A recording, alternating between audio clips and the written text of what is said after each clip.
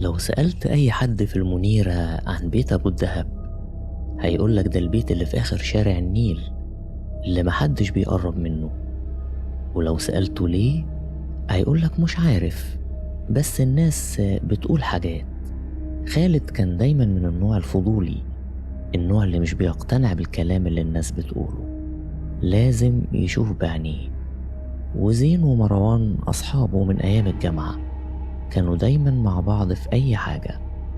في ليلة 13 من الشهر العربي خالد كان قاعد في شقته بيشوف جروب على الفيس اسمه أساطير مصر الحضرية. لفت نظره بوست عن بيت أبو الدهب، البيت اللي على بعد 10 دقايق مشي من شقته. البوست كان بيحكي عن ناس دخلت البيت واختفت، وناس تانية خرجت لكن مش زي ما دخلت. في الكومنتات واحد كاتب: أنا ساكن جنب البيت ده من 20 سنة، كل ليلة بدر بشوف ضلال بتتحرك في الشبابيك، ضلال لكن عمري ما شفت أصحابها. خالد بعت البوست لزين ومروان وكتب: شايفين البيت ده على بعد 10 دقايق مننا، بكرة ليلة البدر، ايه رأيكم؟ الردود بدأت تيجي بسرعة. مروان بعت ايموجي بيضحك وكتب: يعني داخلين؟ خالد رد: ليه لأ؟ زين سأل بتردد: بتتكلموا جد؟ خالد كتب له: طبعا، بكرة 11 بالليل نتقابل قدام البيت. وافقوا من غير ما يفكروا كتير، ومن اللحظة دي رحلتهم للجحيم بدأت. بيت أبو الدهب كان وكالة قماش قديمة، وفي ليلة من ليالي التمانينات قامت حريقة غامضة أكلت الوكالة كلها باللي فيها. الغريب إنهم بعد ما النار انطفت ما لقيوش جثة أبو الدهب ولا أثر ليه، ومن يومها والناس بتقول إن روحه ما خرجتش من البيت، إنها اتحولت لظل خيال بيظهر بس لما القمر يكون كامل ومستني اللي يدخل ياخده معاه. كانت ليلة 14 في الشهر العربي، القمر كان بدر ومنور الحواري الضيقة بضوء أبيض باهت، ضوء غريب بيخلي الظلال طويلة ومريبة وكأنها كائنات حية بتمشي ورا أصحابها. خالد وزين ومروان وقفوا قدام البيت الساعة 11 بالليل. البيت كان قديم، 3 أدوار، شبابيكه مكسرة، والباب الخشب كان موارب بشكل مريب كأنه مستنيهم. زين وقف قدام الباب وقال بتردد: لسه في وقت نرجع يا خالد. خالد ضحك: بعد ما وصلنا لحد هنا يلا بينا. زق الباب وطلع منه صوت تزييق طويل ومرعب، صوت عامل زي صرخة مخنوقة في هدوء الليل، صرخة بتقول ارجعوا، بس هما ما سمعوش. المكان من جوه كان عبارة عن أتواب قماش كتير، أحمر وأخضر وأسمر، مغطية كل حاجة. العفش القديم كان مختفي تحتها. المنظر كان مرعب، ريحة التراب مع ريحة شياط قديمة كانت بتكتم النفس. خالد شغل فلاش الموبايل وابتدى يصور وقال: تعالوا الصالة الكبيرة فوق. طلعوا السلم الخشب وكل درجة كانت بتعمل أصوات بترن في البيت الفاضي لحد ما وصلوا لصالة واسعة في الدور التاني. الصالة كان فيها شباك كبير بيدخل منه نور القمر كأنه كشاف متوجه على حيطة مدهونة جير أبيض، حيطة كانت مستنية اللي يترسم عليها في نص الصالة. كان في كمان طاولة قديمة عليها بقايا شموع ومقص ترز مصدي. زين لف حوالين نفسه وقال: المكان غريب. ومروان قال له: غريب ازاي؟ زين قال: مش عارف، لكن حاسس ان في حد بيبص علينا. خالد ضحك: ده خيالك، تعالوا نعمل حاجة تخلي الفيديو يستاهل. طلع من شنطته ملاية بيضة كبيرة وشمعة وقال: الناس بتقول ان الكيان بيحب يلعب خيال الظل، يلا نشوف. فرد الملاية على الحيطة وولع الشمعة في نص الصالة. اللعبة بدأت بهزار، خالد عمل شكل عصفورة بإيده، ومروان عمل شكل كلب، وزين عمل شكل أرنب. الضحك كان مالي المكان، لكن صدى الصوت كان مرعب، وفجأة الضحك ده انقطع. على الملاية البيضاء ظهر خيال تنين ضخم، ما كانش مجرد شكل بسيط، ده كان خيال مفصل لدرجة إنك شايف أجزاء جسمه وهي بتتحرك، ودخان أسود طالع من بقه ببطء وانسيابية مستحيل تعملها إيد بشرية. مروان بص للخيال بذهول وقال: عاش يا وحوش، مين اللي عامل شكل التنين ده؟ الكل رجع إيده لورا وبعدها عن نور الشمعة. ضلالهم اختفت من على الملاية، لكن ظل التنين لسه موجود، وقدام عينيهم بدأ يتمط ويطول ويتحول لظل إنسان ضخم، ظهره محني بشكل يقبض القلب وإيديه واصلة لحد الأرض. الخيال الرابع ظهر ما كانش فيه حد فيهم عامله ولا ليه جسم في الصالة، بس ظله كان موجود على الحيطة، واضح وصريح، ظل أسود قاتم. زين صرخ: اجروا بسرعة! جريوا ناحية الباب، ومروان وصل الأول، مد إيده يفتح الباب لكن اتصدم ووقف مكانه كأنه خبط في حيطة سد. الباب اختفى تماما وكأن ملوش وجود من الأساس، ومكانه بقى حيطة فاضية ما فيهاش حتى خرم مفتاح.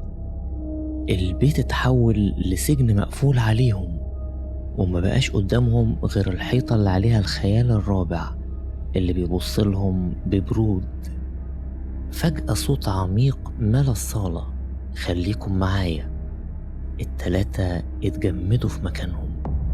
الصوت كمل: مش بحب الضلمة. رجعوا للصالة وهم بيرتعشوا. الخيال مد ايده الطويلة وشاور بصباعه اللي شبه المخلب ناحية الحيطة، وفجأة حبر اسود بدأ يسيل من السقف ويكون كلمات واضحة: أنا وحيد، خليكم معايا، ارجعوا العبوا معايا تاني. خالد بص لأصحابه برعب وقال: هنجيلك تاني أي وقت تعوزه، بس افتح لنا الباب. الخيال كتب ببرود وهدوء مرعب: هفتح، بس ايه الضمان انكم هتيجوا؟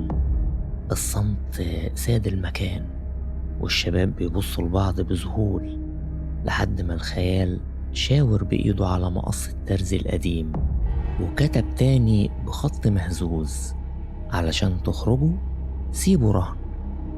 زين سأل بارتباك: رهن ايه؟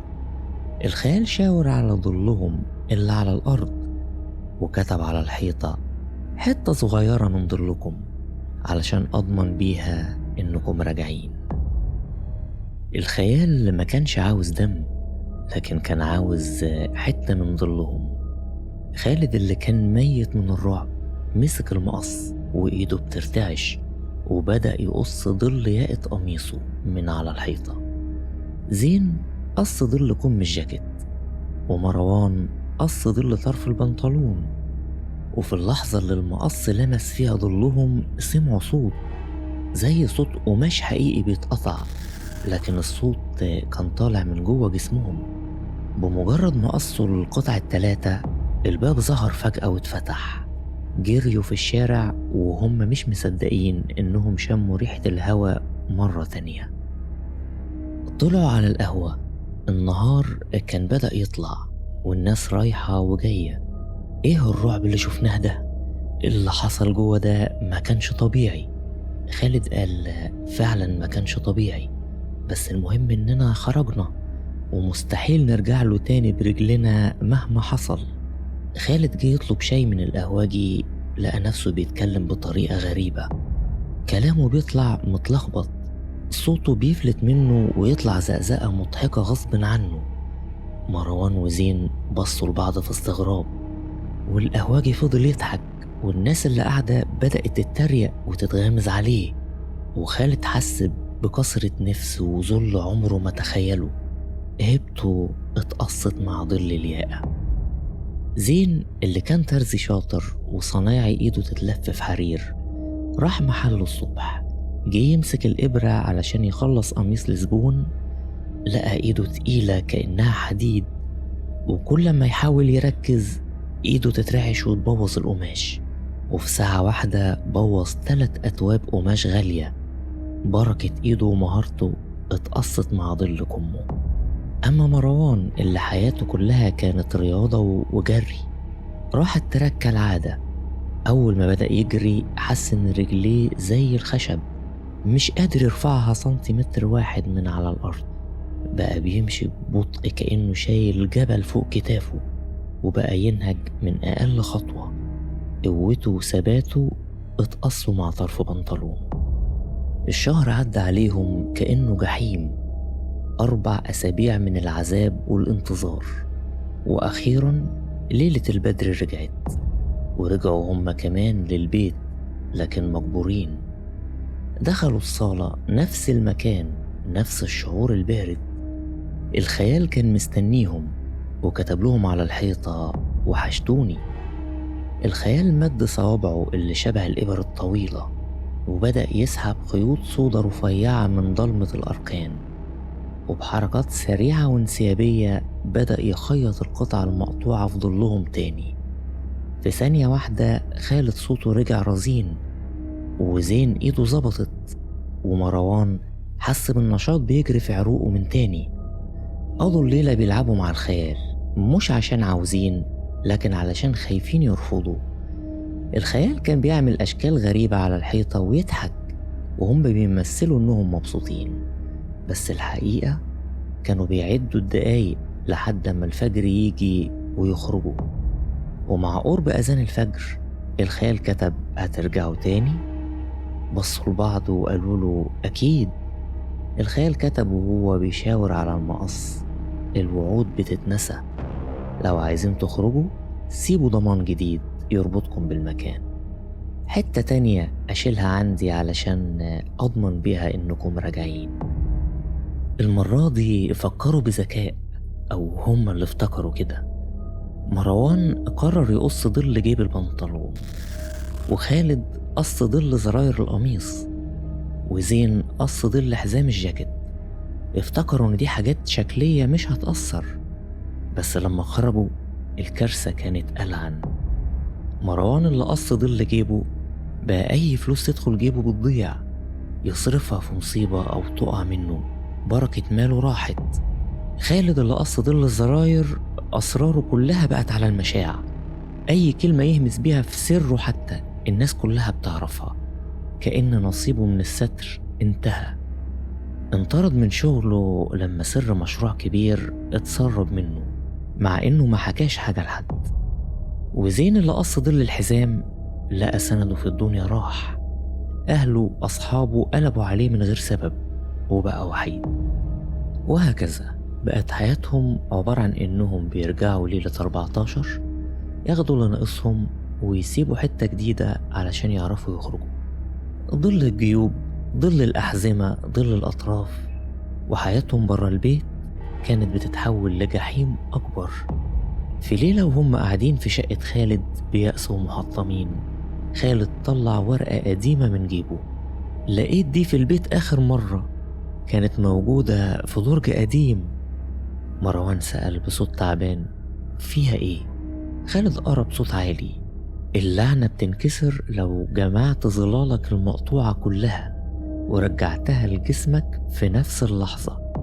الكيان بيخبي القطع في أركان البيت، لو لقيتها كلها ورجعتها دفعة واحدة هتبقى حر، بس لازم تكون قوي. الكيان مش هيسيبك تاخدها بسهولة. أنا حاولت بس فشلت، لو حد لقى الورقة دي يبقى ربنا يكون في عونه. زين قلب أمل ضعيف: يعني في طريقة نخرج؟ خالد رد عليه وقال له: أيوة، بس لازم ندخل البيت آخر مرة ونلاقي كل القطع اللي قصناها ونرجعها. مروان قال له بإصرار: يبقى ندخل مرة أخيرة. في الليلة الموعودة القمر كان بدر منور السماء كأنه مستني المعركة الأخيرة. ال3 وقفوا قدام باب البيت، مش خايفين المرة دي لكن مصممين. دخلوا الصالة الكبيرة، الخيال الرابع كان مستنيهم، والملاية البيضاء كانت لسه في مكانها. الحبر الأسود سال على الحيطة. رجعتوا؟ خالد قال بحزم: مش جايين نلعب المرة دي. أمال جايين تعملوا إيه؟ خالد قال: جايين ناخد الأجزاء اللي تخصنا ونمشي. الظل اتمدد وكبر وملى الحيطة كلها. الكتابة ظهرت تاني: فاكرين إنكم تقدروا؟ مروان قال بصوت ثابت: هنحاول. انقسموا في البيت. خالد طلع الدور التاني، وزين راح الأوضة الجانبية، أما مروان فنزل البدروم. كل واحد فيهم كان بيدور على القطعة اللي اتقصت من ظله. خالد في الدور التاني فتح دولاب قديم ولقى جواه ظل لياقة متعلق على شماعة زي قماش شفاف اسود. مسكه بإيده، لكن باب الأوضة اتقفل عليه فجأة. خبط على الباب بجنون. زين سمعه من بعيد، جري وكسر الباب بكتفه وطلع خالد وقال له: يلا مفيش وقت. زين في الأوضة الجانبية لقى صندوق خشب قديم، فتحه ولقى جواه ظل الأكمام بتاعه ملفوف زي خيوط سودا رفيعة. مسك الصندوق، لكن فجأة حس بقوة سحب رهيبة بتشد الصندوق من إيده ناحية الشباك المكسور، كأن الضلمة اللي بره البيت بتشفط أجزاء ظله وعاوزة تاخدها للأبد. زين كان بيقاوم وبيترعش. الصندوق اتنطر من إيده وطار ناحية الشباك. مروان جري زي البرق ولحق الصندوق وهو على حرف الشباك بالظبط. مروان في البدروم، المكان كان أظلم حتة في البيت. لقى على الحيطة ظل البنطلون بتاعه متعلق بيرفرف في هوا مش موجود. مد ايده ببطء ولمس الظل. في نفس الثانية حس بحرارة رهيبة. بص حواليه، نار بتطلع من الحيطان والأرض بتحاول تعمل دايرة حواليه. قلبه وقف لثانية، بس غريزة البقاء خلته شد الظل بقوة وجري ناحية الباب والنار ورا ظهره، وخرج من الباب قبل ما النار تسد عليه الطريق بثانية واحدة. رجعوا للصالة الكبيرة، كل واحد ماسك القطعة بتاعته. الخيال الرابع كان واقف قدامهم أضخم من أي وقت. ظله كان مالي الحيطة كلها، وصوته كان بيرج الصالة: فاكرين إنكم هتسيبوني لوحدي تاني؟ أنا عشت 40 سنة في الضلمة دي مستني حد يجي يقعد معايا، وإنتوا كنتوا أحسن أصحاب ليا. زين قال له: أسفين، بس إحنا عاوزين نعيش. الصوت عالي بحزن ممزوج بغضب: وأنا كمان عاوز أعيش. الظل هجم عليهم، حاول ياخد القطع التلاتة. نزلوا بسرعة على الأرض وحطوا القطع على ظلالهم في نفس اللحظة. في ثانية واحدة القطع اندمجت مع ظلالهم، ونور أبيض قوي انفجر من تحت رجليهم. الخيال اترمى لورا وصرخ بصوت مرعب. النور زاد، قوته زادت، الصالة كلها بقت بيضة. الخيال بدأ يختفي، جسمه بيتفتت زي الرماد وبيصرخ بمئات الأصوات، أصوات كل الضحايا اللي كانوا قبلهم. الصوت بدأ يبعد لحد ما اختفى. الخيال راح والصالة بقت فاضية، وفجأة صوت الباب وهو بينفتح ببطء. التلاتة طلعوا يجروا في الشارع، بصوا على ضلالهم على الأرض موجودة كاملة. مروان قال وهو بيضحك: نجحنا يا جدعان. زين رد عليه: طلعنا فعلا. خالد بص على البيت وهو بيبعد، الباب كان بيتقفل ببطء، وقال بصوت هادي: الحمد لله. بس الحرية كان ليها تمن. كان في شرخ دايم في ظلالهم، شرخ مش باين بالعين المجردة لكن موجود. خالد رجع لحياته الطبيعية، بقى محامي، بس في أهم مرافعة ليه قدام القاضي صوته خانه، طلع متقطع ضعيف، والقاضي رفض القضية. من يومها خالد بيتجنب المحاكم، بقى محامي مكتبي مش ميداني. هيبته اللي راحت في القهوة يوم ما قص ظل الياقة ما رجعتش 100%. زين رجع لشغله كترزي، ايده بقت بتشتغل عادي، بس في اللحظات المهمة لما يكون عنده طلب كبير أو ضغط شغل ايده بتترعش. المهارة رجعت لكن الثقة فيها ماتت. مروان رجع للرياضة وقدر يجري تاني، بس مش زي الأول أبدا. في كل سباق بيحس بتقل خفي في رجله الشمال، تقل ملوش سبب طبي بس هو حاسس بيه. بيوصل تاني أو تالت لكن مش أول زي زمان. بقى مدرب رياضي مش البطل اللي كان نفسه يبقاه.